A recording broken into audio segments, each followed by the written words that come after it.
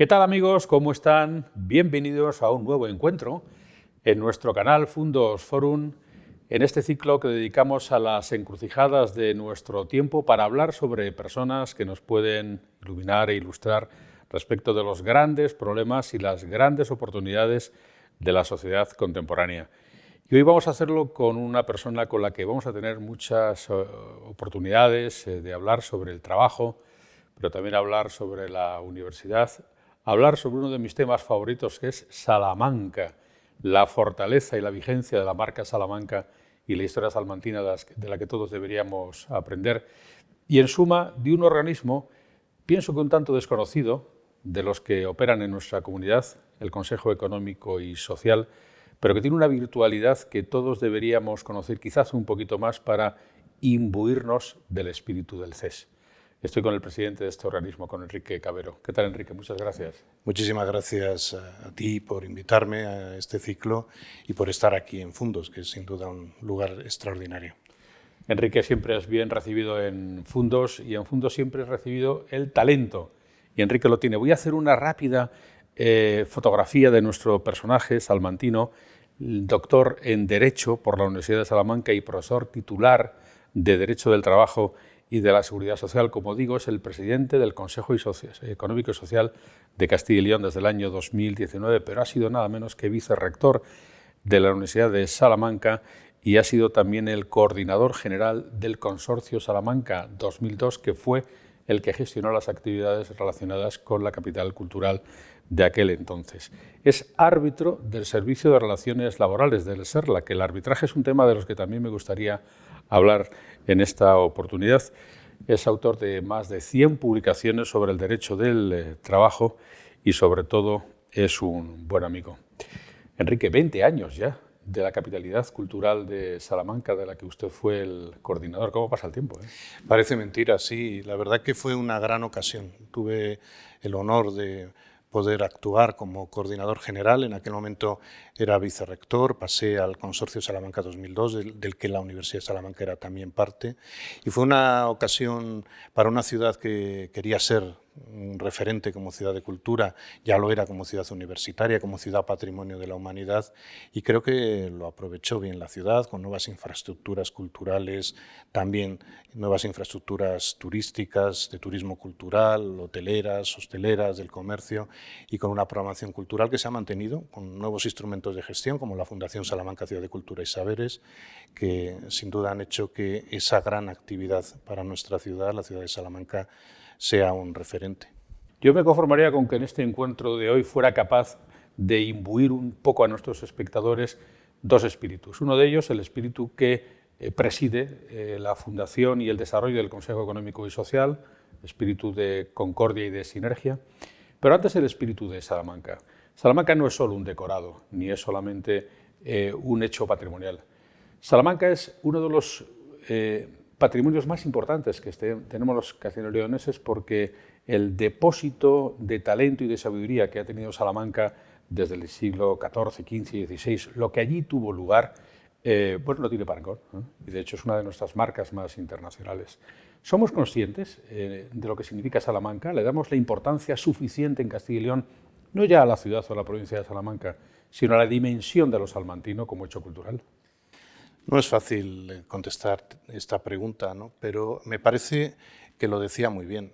La Universidad de Salamanca es la que supone de alguna manera la gran transformación de la ciudad, pero claro, estamos hablando del siglo XIII. Y lo que supuso Salamanca fue la incorporación de una nueva forma de estudiar, de pensar, de intentar entender la realidad, de hacer propuestas, que encuentra su manifestación, en mi opinión, más excelsa con la Escuela de Salamanca, cuando se estaba cambiando de época, cuando finalizaba la Edad Media, cuando la sociedad europea se enfrentaba a nuevos retos, quizá en una situación parecida a la actual, salvando las distancias. Se acababa de encontrar Europa con América, había nuevas rutas comerciales, nuevos productos, nuevas materias primas, se empezaba a hablar del mercantilismo. Entonces, ahí hubo un grupo de pensadores que fueron capaces de intentar dar respuestas, y probablemente ahí surge la la modernidad, ¿no? Y surge en Castilla y León por ello, y se empieza a hablar de los derechos humanos, del derecho de gentes, que acabaría siendo el derecho internacional, del liberalismo económico, de las nuevas teorías sobre el precio del dinero, sobre el comercio, y ahí quedan después para que con los siglos se vayan sedimentando y desarrollando. En definitiva, creo que se han hecho aportaciones pensando en lo universal. Se trasladó la universidad fuera de Europa, también a otros continentes, con la Fundación de México, de Lima, de Santo Domingo, con el modelo salmanticense, y creo que podemos estar muy orgullosos, no solo los salmantinos y salmantinas, sino todos los ciudadanos de Castilla y León, porque nuestra comunidad es un referente en la cultura, en la generación de nuevos conceptos jurídicos, también en la ciencia, en la tecnología, y por tanto toda esa trayectoria siempre al servicio de los demás, al servicio de nuestra nación, creo que debe tenerse en cuenta. No quiero extenderme mucho hablando de Salamanca porque nos tiraríamos horas cultivando una de mis pasiones, pero sí quiero traer a colación una metáfora. Porque el hombre al final se dedica a averiguar cómo construir el día a día, cómo construir su sociedad, cómo construir su futuro, sus instituciones. Y hay dos formas de construir. Una de ellas, si uno tiene una catedral románica, la destruye y construye otra encima, y otra, a la salmantina, sobre la románica que permanece, la recrece y crea una catedral nueva. Ese símbolo de construir sobre lo que ya tenemos y evitar destruir nada, también podría servir mucho, Enrique, para el Consejo Económico y Social que usted preside. Es una institución que nace con las comunidades autónomas, si mal no me equivoco, y que con ellas sigue desarrollándose. ¿Pero qué funciones tiene? Claro, el concepto de Consejo Económico y Social era un concepto desconocido en España cuando se empieza en Castilla y León a plantear. Pues realmente la Constitución no lo cita expresamente, aunque sí cita su finalidad y encaja perfectamente en el modelo que se define constitucionalmente, pero es un modelo que surge en los estados más avanzados de Europa en aquel momento, y es Castilla y León quien decide, entre las primeras comunidades y la primera que lo pone en marcha, generar un Consejo Económico y Social, incluso antes que Fue la primera en España.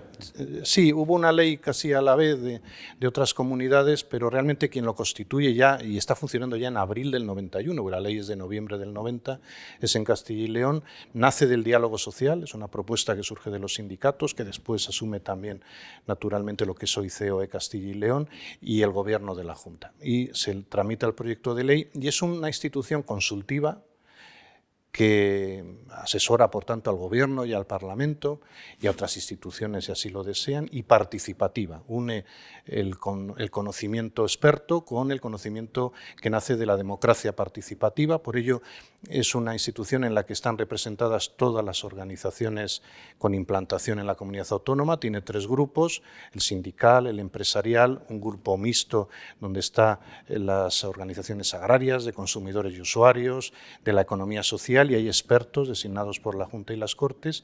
Informa los proyectos de decreto que van a ser tramitados ante el Consejo de Gobierno, los anteproyectos de ley, elabora un informe previo con sus observaciones, sus valoraciones sobre lo que se quiere tramitar, hace un informe anual, que es un encargo de la ley, que tuvo gran intuición en su momento, un informe sobre la situación económica y social de la comunidad, con un gran diagnóstico, con recomendaciones. Este año han sido 696, es un documento de más de 1000 páginas, y además también genera informes a iniciativa propia sobre temas de actualidad, de estudio.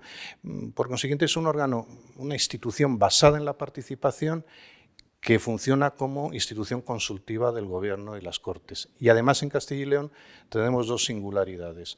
Al presidente de la institución, además de proponerlo el Pleno del CES, debe ser elegido por el Pleno de las Cortes por mayoría absoluta. Y disponemos de un órgano que se llama el Grupo de Enlace, donde están representadas todas las organizaciones sociales, las del tercer sector mayoritariamente, pero de todos los ámbitos, que participan también en el proceso de análisis, de funcionamiento. Por tanto, estuvo en la vanguardia Castilla y León con este órgano. Fue tan bueno el resultado que se fue creando en otras comunidades y que se creó a nivel estatal. La ley que crea el Consejo Económico y Social de España se aprueba pocos meses después de la puesta en marcha en Castilla y León de la institución, y acaba siendo en el Estatuto de Autonomía vigente una de las instituciones propias que conforman la estructura institucional de la comunidad autónoma. Bueno, vamos a presumir de algo. Si se trata de inventar, pues lo inventamos aquí. Y como institución propia, usted lo menciona, interpreto que sería quizá la única en la que un ciudadano particular, a través de una institución que le representara o una asociación, podría llegar a hacer oír su voz, porque quizá otras instituciones son de carácter más técnico, el Consejo de Cuentas u otras, pero aquí una persona cualquiera que esté representada en una asociación, por ejemplo, de amas de casa, a través de este grupo de enlace que usted menciona, podría llegar a hacer oír su voz en el propio organismo, institucionalmente, ¿no? Fundamentalmente esa es la vía, es decir, la ciudadanía puede participar, hacer llegar sus propuestas, sus sugerencias. Hemos hecho una campaña reciente donde cualquier ciudadano, sin necesidad de acudir a una organización, podría hacerlo también. Se puede dirigir a nosotros para hacer propuestas, valoraciones, que sin duda serán muy importantes y muy interesantes para hacer nuestros estudios, nuestros informes, y si no, siempre a través de las organizaciones, porque se articula la participación a través de organizaciones que están contempladas en la propia Constitución, en el Estatuto de Autonomía también, por consiguiente, y que conforman la voluntad desde otra perspectiva distinta. El Parlamento, las Cortes, están formadas por candidaturas que nacen en las elecciones, de las presentadas normalmente por los partidos políticos, las agrupaciones electorales, pero mayoritariamente partidos políticos.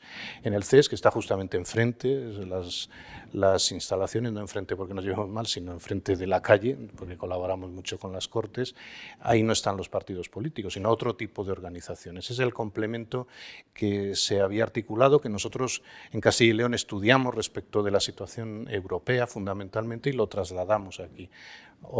La articulación de la democracia parlamentaria a través de los partidos políticos y la democracia participativa a través de las demás organizaciones previstas en la Constitución. Pero en este esfuerzo permanente que todos ustedes tienen que hacer, todos nosotros en realidad, por acreditar las instituciones frente a los ciudadanos, los administrados, ¿cómo de credibilidad tiene esta tesis general tan hermosa de la participación a través de vías como el Consejo Económico Social? ¿O es más difícil de lo que parece pasar de las musas al teatro? A mí me parece que normalmente no conocemos bien el modelo institucional, ni del Estado, ni de la comunidad autónoma, y a veces ni siquiera de la entidad local, de la Diputación o el Ayuntamiento. Tendríamos que hacer un esfuerzo, y lo estamos intentando con las personas más jóvenes también, de mejor conocimiento de las instituciones. Las instituciones son básicas para el funcionamiento de la democracia. Lo es la participación, la opinión de la ciudadanía, pero las instituciones son las que tienen que articular al final la representación. Y la representación ha de sentirse lo más propia posible para precisamente que el propio sistema genere legitimación social. Y un mayor conocimiento de las instituciones puede hacer que sea mucho más útil el papel institucional que les corresponde. Y el Consejo Económico y Social fundamentalmente es un órgano muy apegado a la realidad. Este informe que antes citaba, el informe de situación económica y social, es un diagnóstico que parte de la propia realidad, con un aparato estadístico muy amplio, de seguimiento de todos los sectores, para poder después intentar acertar con las propuestas y recomendaciones que enviamos al Gobierno y a las Cortes. Por tanto, me parece que esa forma de concebir el Estado como un ámbito común de participación y de puesta e intercambio de ideas entre todos es muy importante, y para eso hay que conocer bien el sistema institucional. Por cierto, para los consumidores de nuestro canal Fundos Forum, en el ámbito digital, o quienes nos estén también siguiendo por el podcast, cuando den el salto al ordenador, una recomendación, yo lo hago y es muy práctico: lean de cuando en cuando la página web del Consejo, porque contiene mucha información útil, informes que a veces desconocemos que existen y que nos dan una radiografía bastante completa de problemas reales, sociales. Hagan un alto en su trabajo y mírenlo. Hablando del trabajo, por cierto, usted que es experto en el trabajo y que seguro que es materia de muchos de los debates del Consejo Económico y Social, el trabajo sigue siendo un problema para la gente cotidianamente hablando. Usted antes decía, y con razón, que hace falta conocer mejor las instituciones, pero la gente tiene que trabajar y a veces no es compatible. ¿Cuál es la situación en este momento post-pandémico en el mundo del trabajo? ¿Cómo hemos salido laboralmente de la pandemia, Enrique? La crisis de la pandemia ha sido muy distinta de otras crisis previas que tenían una base fundamentalmente en el propio sistema económico productivo. Esta es una crisis que ha llegado de fuera, exógena, y que ha generado una parálisis sin precedentes de la actividad económico-productiva en todos los sectores de manera transversal, salvo aquellos que han seguido funcionando afortunadamente, y se lo debemos agradecer, que se declararon como servicios esenciales. Sí ha sucedido algo que habíamos previsto con carácter general, y es que una vez cesada la fase más dura de la pandemia y las medidas para la prevención del contagio, debía reactivarse la economía enseguida. Ahí del diálogo social a nivel estatal surgió la figura de estos ERTEs extraordinarios, con un mecanismo de protección también para las empresas y los trabajadores adicional al existente previamente en la ley, y fue un buen mecanismo, yo creo, que ha servido para intentar evitar que se extinguieran masivamente los contratos de trabajo. Por tanto, sí que se ha generado, y lo podemos ver en los datos, una recuperación bastante importante del empleo en toda España y en Castilla y León también, naturalmente. Y lo que sucede es que lo que fue la crisis, ese impacto exógeno al sistema económico productivo, se ha sumado otro, que es el problema que se empezaron a generar con las materias primas y la energía, una segunda crisis que generó más un problema en el ámbito de la oferta, lo que hizo que empezaran las tensiones inflacionistas, que se paralizaran, algo que no se había previsto inicialmente, algunos sectores por falta de materias primas sobre todo. Fue el gran problema, la gran crisis de la logística internacional, y después se ha venido a sumar una tercera crisis, que es la injusta y legítima invasión rusa de Ucrania, que ha hecho que sea más profunda la necesidad en el ámbito energético y de las materias primas.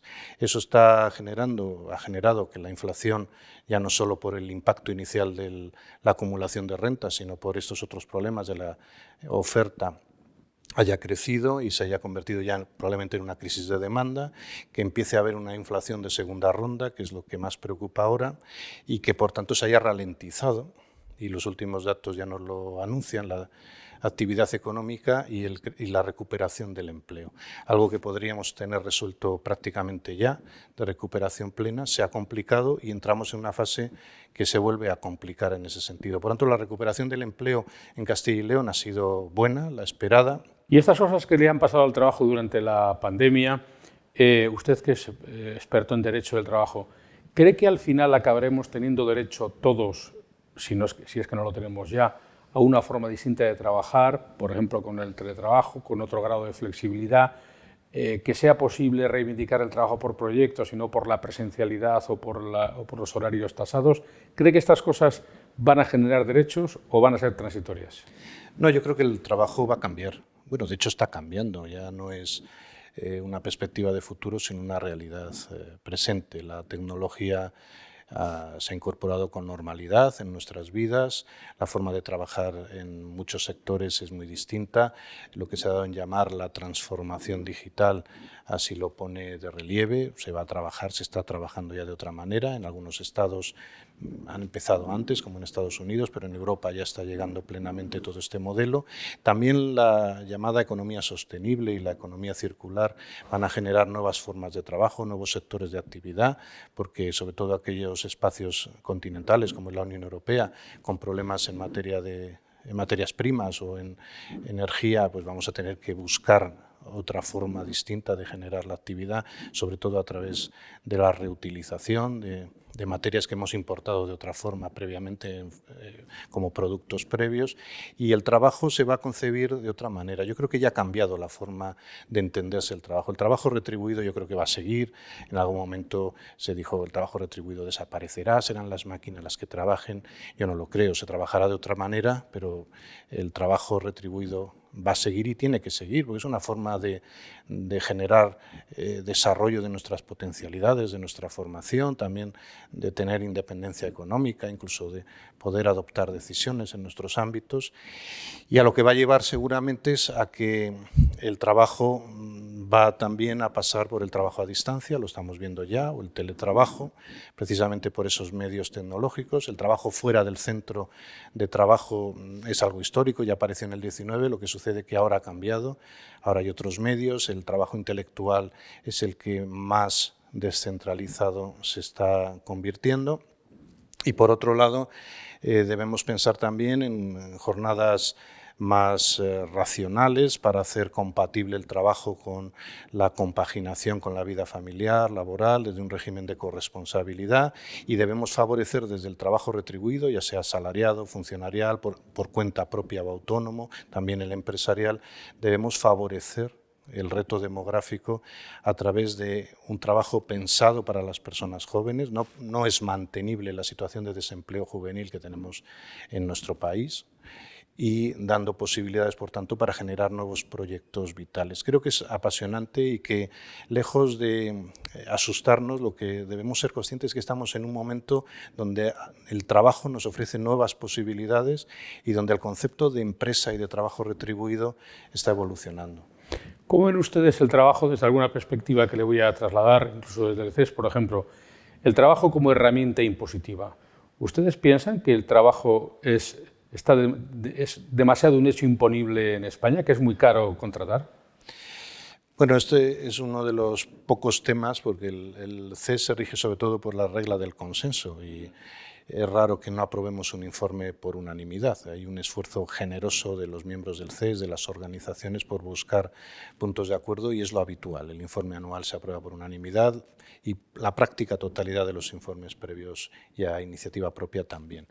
El único punto donde no es fácil conseguir esa unanimidad es en la valoración tributaria de los asuntos, porque las posiciones de COE y de los sindicatos más representativos, fundamentalmente lo escenifico ahí, suelen ser muy distintas, la interpretación de la realidad que hay. Lo cierto es que es casi un lugar común que aceptan los estudiosos de la materia. La mayor parte del sistema impositivo español reside en las rentas del trabajo, ¿no? Se sustenta en las rentas del trabajo, y hay cierta sensación en algunos sectores de la población, sobre todo en las clases medias, como se dice ahora, de que hay un peso impositivo mayor que en otros sectores de la población. Y ese es el gran debate que tenemos tanto en el CES como en la sociedad: hasta dónde debe llegar una reestructuración del sistema tributario para que sea progresivo, como dice nuestra Constitución, y no haya un excesivo peso en las rentas del trabajo para la financiación de todo el modelo del Estado social y democrático.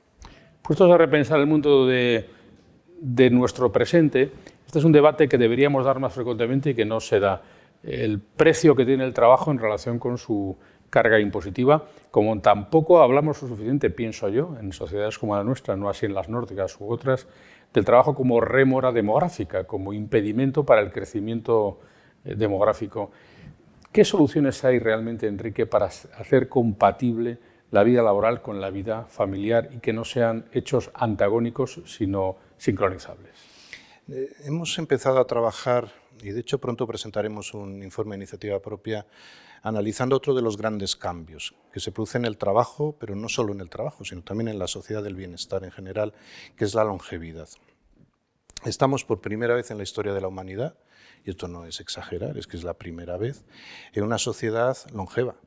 Nunca antes, este es un éxito colectivo, yo me niego a considerarlo un problema, como hay quien lo defiende. Nunca antes la esperanza de vida ha sido tan grande, y en Castilla y León lo sabemos bien, ¿no? Y en España en general. Y por tanto es una sociedad nueva que no solo se debe centrar en los cuidados o en los servicios públicos, que también, porque la longevidad genera novedades y mayores exigencias en ese sentido, sino en la propia percepción de la realidad. Una persona que hace no muchas décadas se la consideraba una persona muy mayor, o que ya no opinaba o no era importante para el consumo o la inversión, ahora es una persona que consideramos casi joven, personas que deciden sobre qué se consume, sobre en qué se invierte, han cambiado las tendencias, las preferencias, las necesidades, los viajes, hasta el sector del ocio, ¿no? Por lo tanto, la sociedad de la longevidad es un reto para todos que debemos ser conscientes, a pesar de todos los demás problemas, del cambio que eso supone. Y eso no nos debe llevar a olvidarnos de la juventud. Que haya muchas personas mayores es una suerte, pero cuando decimos la sociedad se ha envejecido, no se ha envejecido porque haya muchas personas mayores, sino porque hay menos jóvenes. Y ese es el grave problema del reto demográfico. Y ahí, como muy bien decía, es muy importante hacer una política, ya no solo laboral, sino de políticas activas de empleo que piensen en las personas jóvenes. Porque si no se invierte en juventud, no hay solución al reto demográfico. Tenemos que ser conscientes de esto. Si no hay personas jóvenes que quieran desarrollar su proyecto vital en nuestro entorno territorial, si no somos capaces de captar el talento perdido o de captar nuevo talento, de retener lo que está aquí, no vamos a ser capaces de generar nueva población y, por tanto, nuevas oportunidades para nuestro territorio. Yo creo que ha llegado el momento, y la Comisión Europea lo ha visto muy bien, en la que tenemos que hacer compatible el diseño de una nueva sociedad, que es una sociedad longeva, con una sociedad que debe hacer posible que los jóvenes se puedan emancipar, puedan generar su proyecto vital, y para eso hay 3 ingredientes fundamentales: el empleo, la vivienda y la capacidad económica suficiente para generar tu proyecto vital. Y todo ello va unido, en el acceso a la vivienda y al empleo, con esa capacidad económica suficiente. Y creo que invertir en juventud ahora mismo es la solución principal para el reto demográfico y para nuestro proyecto de sociedad. Claro, lo que no se puede pensar en sociedades como la nuestra son proyectos vitales, profesionales, de personas jóvenes de 30 años, de 1.000 euros, compatibilizándolo con una familia de 3 miembros que tienen que pagar a su vez una guardería y que a su vez tienen que hacerse cargo de inflaciones del 10%. Este escenario es totalmente imposible, y usted, como presidente del CES, tiene ahí 2 elementos fundamentales, que son empresarios y sindicatos, para que hablaran de eso y se pusieran más de acuerdo sobre cómo ayudar para que a su vez las mujeres profesionales puedan ser madres y los padres profesionales puedan ser padres. Pero no parece que avancemos mucho en eso. A mí me parece que desde COE y desde los sindicatos más representativos hay claramente un intento de acuerdo, de intentar relanzar esas políticas conjuntamente.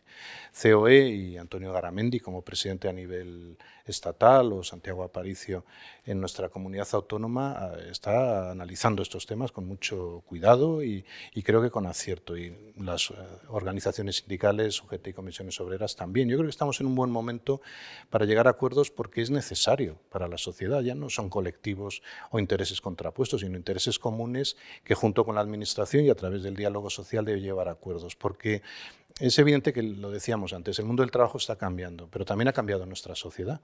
También necesitamos nuevas formas de atender a la familia. Lo primero que tenemos que construir es una sociedad basada en la igualdad efectiva, donde haya corresponsabilidad en las tareas familiares. Eso es imprescindible. Cuando se crearon muy bien intencionadamente los derechos de conciliación en el ámbito europeo, no se pensaba que podían acabarse convirtiendo en una especie de discriminación de segundo grado. Se dice, no, es que concilian las mujeres. No, mire, concilia quien tiene responsabilidades familiares, que son mujeres y hombres. Partiendo de ahí, es muy importante hacer políticas públicas, teniendo en cuenta la iniciativa público-privada, pero políticas públicas para lo que usted decía, ¿no? Para poder tener una educación, y se está avanzando en ese sentido, también en Castilla y León, un sistema educativo en el que se incorporen los niños y niñas muy pronto, oportunidades de trabajo, de empleo, primar mediante esas políticas públicas también la contratación de personas jóvenes y conseguir que los jóvenes vean, porque Castilla y León es tierra de jóvenes también, y que vean que esta es una tierra atractiva para poder trabajar aquí, para poder invertir aquí, porque al final el trabajo es básico, no es lo único, y lo demuestran los estudios, pero sí es fundamental para que se puedan desarrollar esas iniciativas y esos proyectos vitales.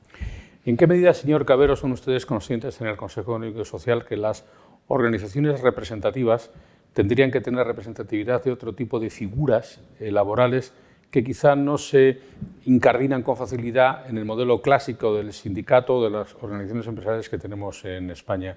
¿En qué medida la camisa no le llega al cuerpo a las entidades empresariales o a los sindicatos y representan menos de lo que representaban, por ejemplo, hace 10 o 15 años? Precisamente porque el mundo del trabajo ha cambiado, las organizaciones más presentes en el mundo del trabajo han tenido que irse adaptando a una nueva realidad. Yo creo que han hecho un esfuerzo muy importante.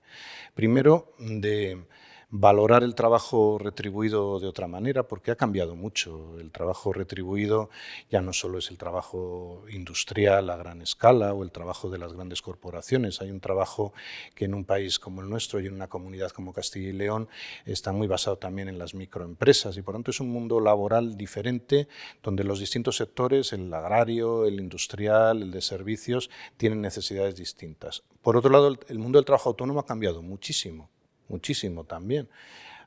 desde la aprobación del Estatuto del Trabajo Autónomo en 2007, donde se ve esa diversificación, incluso se crea esta figura curiosa del trabajador autónomo económicamente dependiente, se empieza a articular otro sistema de organización y se han esforzado ahí, ¿no? Por ejemplo, ahora COE-CEPIME incorpora ATA, por poner algún ejemplo, a la Asociación de Trabajadores Autónomos, ahí está Lorenzo Amor, o los sindicatos también han ampliado la colaboración, pues a través de Tradecil, el caso de comisiones, o a través de UPTA, el caso de la Unión General de Trabajadores. Es decir, están haciendo un esfuerzo grande. Y por otro lado, el modelo constitucional español para los sindicatos y las asociaciones empresariales, que recoge el artículo 7 de la Constitución, no es un modelo estrictamente laboral. Hay otros intereses y derechos a los que se han tenido que ir adaptando, aunque todavía queda. Ese es un esfuerzo además constante y dinámico.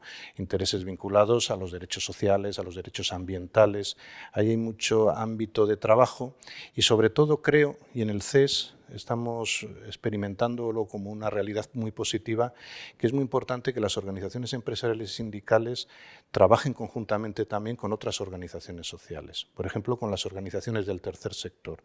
El grupo de enlace del que hablaba antes se ha convertido en un lugar de puesta en común de problemas, de diagnósticos y de propuestas de solución muy útil. Yo estoy especialmente contento porque se ha desarrollado de tal manera que ahora mismo pues, incluso otros CES españoles quieren generar un ámbito parecido a este, porque al final la relación de los sindicatos y de las organizaciones empresariales con las otras organizaciones sociales da resultados muy positivos, porque cada uno conoce la realidad y la interpreta de manera distinta, pero hay más puntos de conexión de los que quizá pensábamos inicialmente. Sociedades modernas, todo cambia, todos tenemos que reflexionar y creo que con encuentros como este también lo podemos conseguir, reflexionar sobre en qué medida estamos siendo capaces de dar respuesta a nuevas situaciones. En sociedades en las que estamos demasiado acostumbrados, también creo que esto es así, al conflicto, a que un tercero judicialice una circunstancia en la que hay un desacuerdo y en la que pienso que no hay suficiente relevancia, usted me lo confirmará o no, del concepto del arbitraje, del concepto de la mediación, del si dos no se ponen de acuerdo, que alguien experto sea capaz de ponernos de acuerdo entre sí. Y curiosamente, en ámbitos de otra naturaleza, por ejemplo, el comercio internacional, es bastante frecuente que en la disputa entre empresas de dos países, antes de llegar, entre comillas, a las manos judiciales, pues hay un árbitro que establece cuál es la disputa. Usted también es árbitro de Servicio de Relaciones Laborales. ¿Por qué en España somos tan poco de mediación y somos tanto de discusión y al final de sentencia judicial? Quizá por nuestra tradición, porque realmente hasta el modelo constitucional no se podía hacer realmente de manera completa. A mí me parece que hemos avanzado mucho en estos años, en la etapa postconstitucional, valorando en su justo término lo que es la solución judicial de los conflictos, que es imprescindible también. Claro, el artículo 117 de la Constitución atribuye la función de juzgar y hacer ejecutar lo juzgado a los jueces y tribunales, pero no todos los conflictos deben ser judicializados. Además, estaríamos recargando el sistema judicial y no es Pero de bueno. hecho lo son muchas veces. Sí, lo son, pero no debería ser así, ¿no? Claro. Por eso la tendencia que hay a usar la solución extrajudicial es muy inteligente. Usted lo decía, en el comercio internacional es raro ya que se plantee la solución judicial, porque además los fueros, las leyes aplicables, lo que hacen es encarecer los procesos y complicar las soluciones. Y en ámbitos como el laboral, de las relaciones laborales, es especialmente útil. Además, la ley quiso que fueran las organizaciones más representativas las que lo regularan mediante acuerdos a nivel estatal y autonómico, que es lo que dio lugar al SERLA en el caso de Castilla y León. Hay figuras como la conciliación y la mediación, en las que interviene un tercero para intentar el acuerdo, que eso es lo que prefiere la Constitución al final. Pónganse ustedes de acuerdo. El conciliador intentará generar el contexto para que haya acuerdo, el mediador además hará propuestas de solución para que las partes puedan ver por dónde puede ir el acuerdo, y el arbitraje, que es el otro modelo de solución extrajudicial en la que se designa un árbitro o un tribunal, un colegio arbitral, y mediante un laudo, que así se llama la resolución arbitral, pues pone fin al conflicto y suele ser una persona designada por las partes con un procedimiento más ágil que el proceso judicial, normalmente experto en esas materias específicamente y que libera a los jueces de tener que intervenir en asuntos que no tienen por qué intervenir realmente porque están para otro tipo de asuntos los jueces y tribunales. A mí me parece que las sociedades maduras, sociedades democráticas avanzadas, este es el instrumento preferido Y en muchos campos de nuestra vida es muy importante, en el consumo, por ejemplo. Todo el sistema arbitral de consumo que existe en Castilla y León, en algunos de los municipios a nivel estatal, resuelve a diario muchísimos problemas y tutela los derechos de consumidores y usuarios y de comerciantes. O el arbitraje privado en general. Hay una legislación sobre arbitraje privado en materia civil, mercantil, familiar, dentro del ámbito civil. La solución extrajudicial ofrece muchas ventajas de agilidad, de reducción de costes, de rapidez, porque si no hay derechos que no se tutelan, ¿quién va a reclamar judicialmente si es una cuantía muy baja, ¿no? Por tanto, me parece que este es un ámbito en el que tenemos que avanzar y que Castilla lo viene haciendo bien. La creación del SERLA se hizo muy pronto, la ley lo invitó a ello en el 94 y ya en el 96 estaba funcionando en Castilla y León. Qué interesante es esto y lamentablemente son materias de las que no se habla frecuentemente. Hay veces que se habla de otras crisis, las crisis del Consejo General del Poder Judicial, crisis del Tribunal Supremo, pero en el día a día y en la realidad los conflictos más pequeños pues podrían tener su canalización por aquí. Hay quien piensa que las sociedades del pleno empleo son una entelequia y que en el futuro todo el mundo no podrá trabajar y que habrá siempre un porcentaje de personas que nunca encontrarán trabajo. Usted, como experto en la materia, ¿piensa que algo de eso hay? Yo creo que lo que consideraremos pleno empleo es conseguir una alta cifra de empleo, es decir, que quien quiera trabajar lo pueda hacer, que ahí depende del sistema económico y de las escuelas de economistas, pues se puede situar en América en un 3%, en Europa en un 5% aproximadamente. Y en todo caso se va a un modelo de sociedad que lo que debe es garantizar la inclusión social. No puede permitirse el Estado social y democrático de derecho que haya exclusión. La exclusión empieza a minar, es como si tenemos un edificio y empezamos a ir picando los cimientos de ese edificio. El edificio acabará cayéndose. El sistema del Estado social y democrático, el estado de bienestar de una sociedad, exige que haya inclusión social. De ahí que incluso se empiece a generalizar la figura de los ministerios de inclusión en la Unión Europea, en España también, que se ha unido a Seguridad Social y Migraciones. Porque el sistema debe garantizar que todo el mundo está en condiciones de ejercer los derechos que tiene reconocidos constitucionalmente, y ahí fue, y creo que es un artículo muy recomendable de relectura, el artículo 9.2 de la Constitución española, donde incorpora este mandato a los poderes públicos, que hay que remover cualquier obstáculo que impida que los derechos se puedan ejercer y que la libertad y la igualdad sean reales y efectivas de verdad, ¿no?, en la práctica.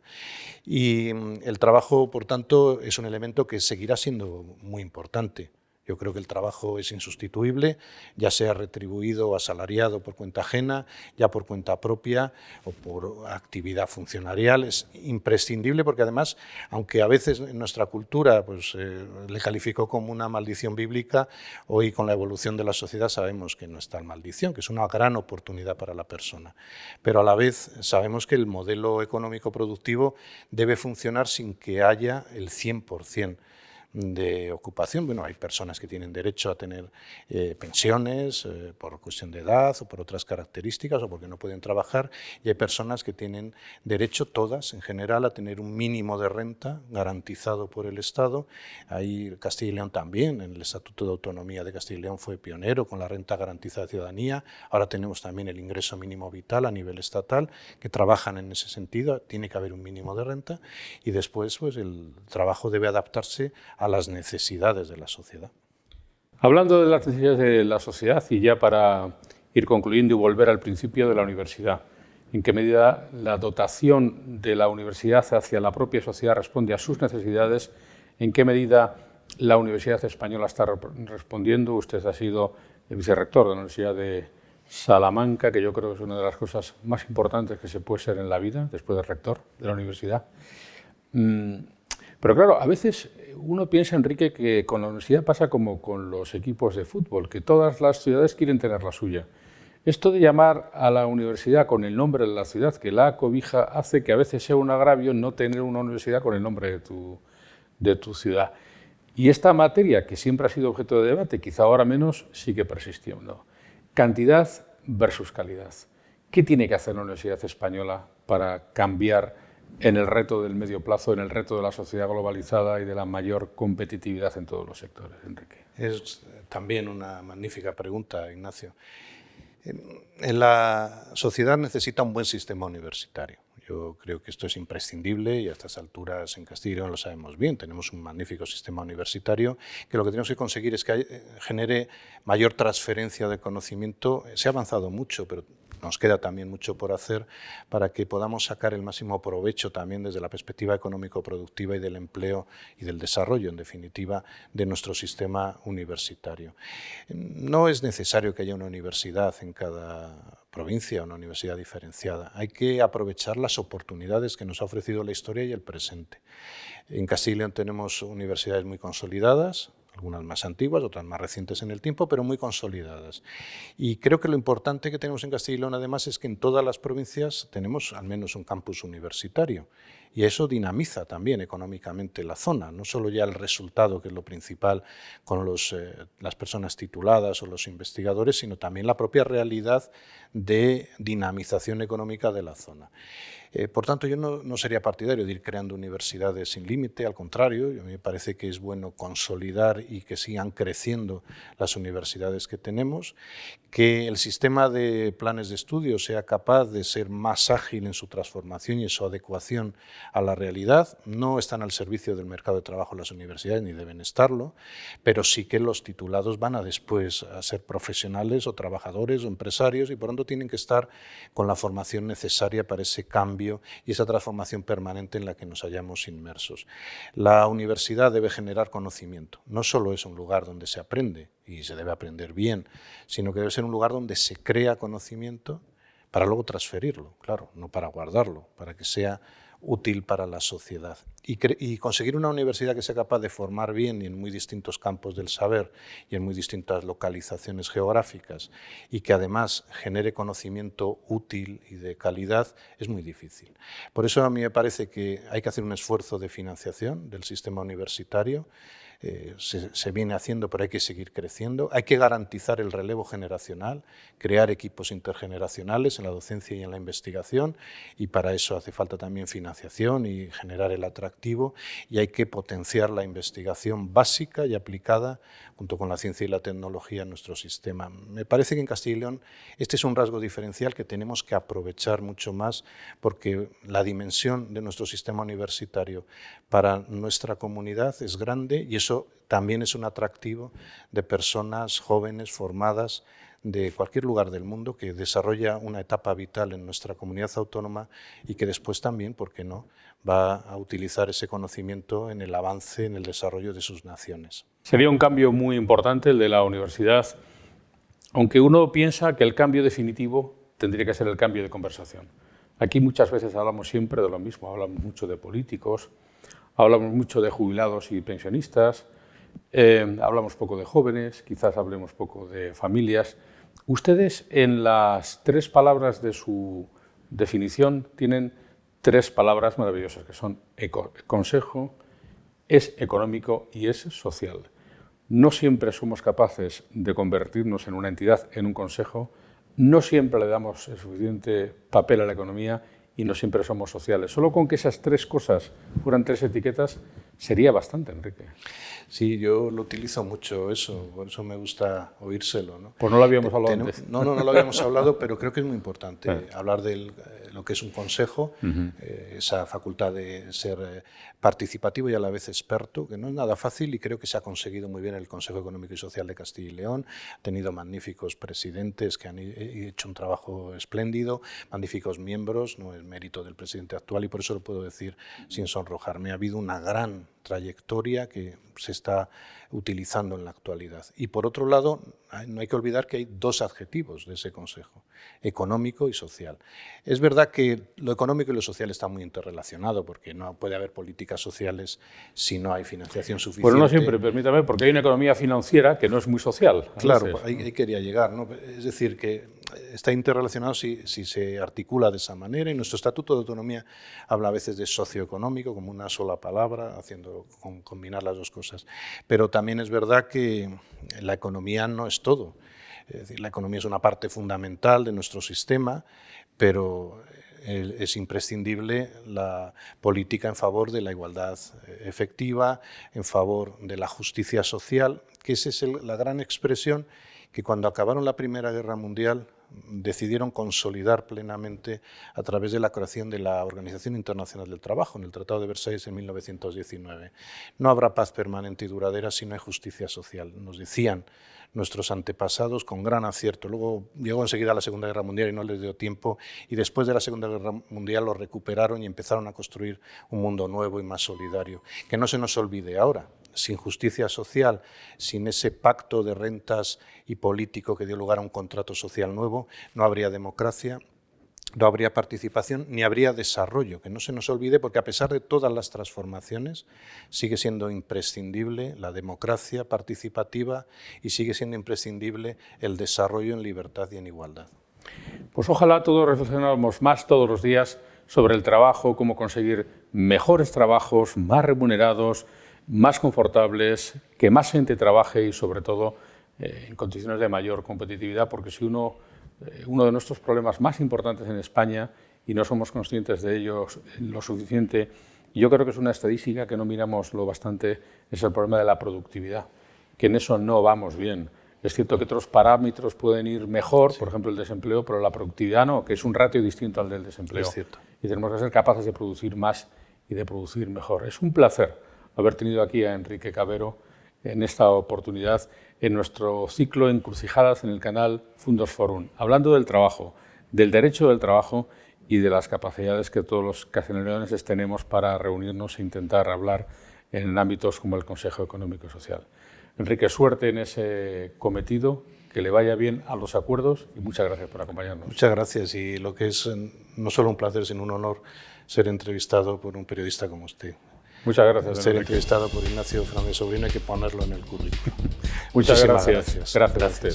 Y a ustedes también gracias por encontrarse con nosotros en nuestro canal Fundos Forum. Ya ven, reflexionando sobre cosas del día a día, porque para mucha gente su vida es el trabajo y no siempre somos capaces de pararnos a pensar un poco sobre ello. Habrá más ocasiones aquí en nuestro canal Fundos Forum.